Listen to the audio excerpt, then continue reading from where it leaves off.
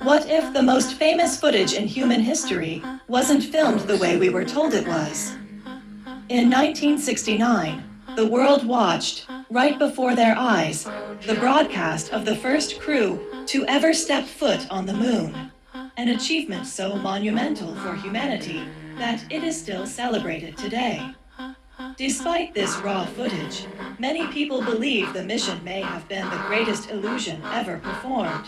Furthermore, some believe that the only person capable of staging such a historic event was none other than filmmaker Stanley Kubrick. This unsettling theory may not be backed by overwhelming evidence, but it is undeniably thought-provoking and a true testament to the power of imagination and cinema. While dissecting the details of this theory, I developed a thesis. The Stanley Kubrick moon landing theory matters not because it is true, but because it reveals how deeply we distrust images, authority, and the stories we are told. To understand why this theory exists, we first need to understand the historical context surrounding the moon landing. So let's rewind to the Cold War, a weaponless battle between the United States and the Soviet Union. This race to the moon wasn't about science. It was about dominance. Both sides had everything to lose. Failure meant embarrassment. Success meant symbolic victory on a global stage. As you can imagine, the pressure surrounding this race was unimaginable.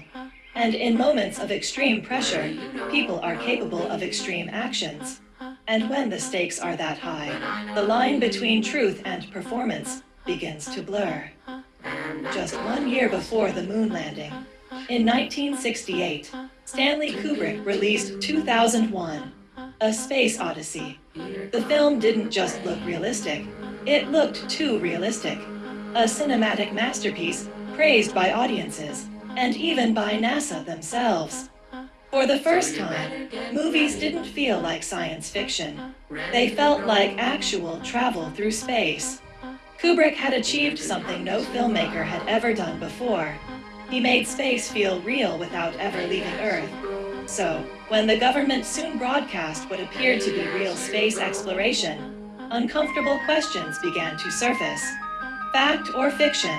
If the US government truly needed to manufacture a theatrical performance, who better to turn to than the man who had already taken audiences to space from a theater seat?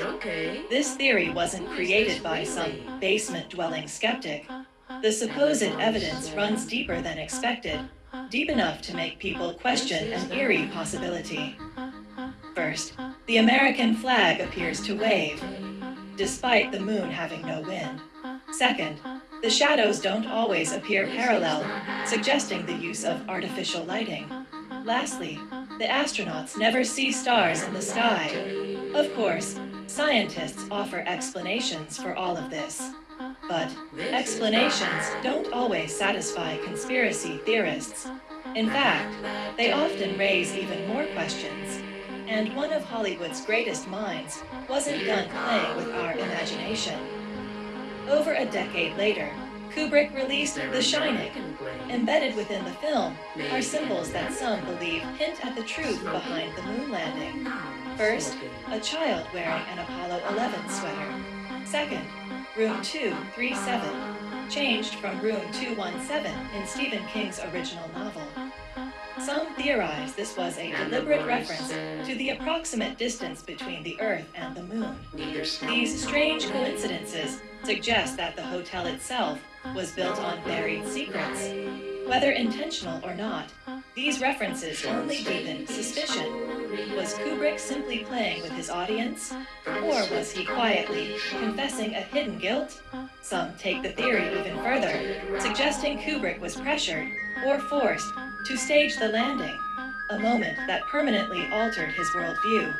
Critics often note that his later films grew colder, more paranoid, and more obsessed with control, because once you realize reality can be staged, you can never unsee it.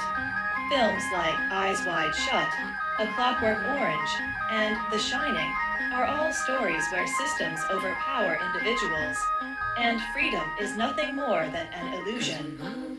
But again, this story isn't really about the moon. It's about how cinema teaches us what to believe, and how belief itself can be engineered.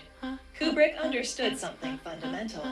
If an image is convincing enough, truth begins to dissolve, and questions take its place in our minds. So one question still lingers. Did Stanley Kubrick fake the moon landing? Almost certainly not. But the reason this theory refuses to disappear is because it speaks to a modern fear that reality itself might be curated. In the end, Kubrick's idea isn't that the moon landing was staged. It's that we live in a world where images have replaced truth, and that may be far more unsettling than any moon landing conspiracy.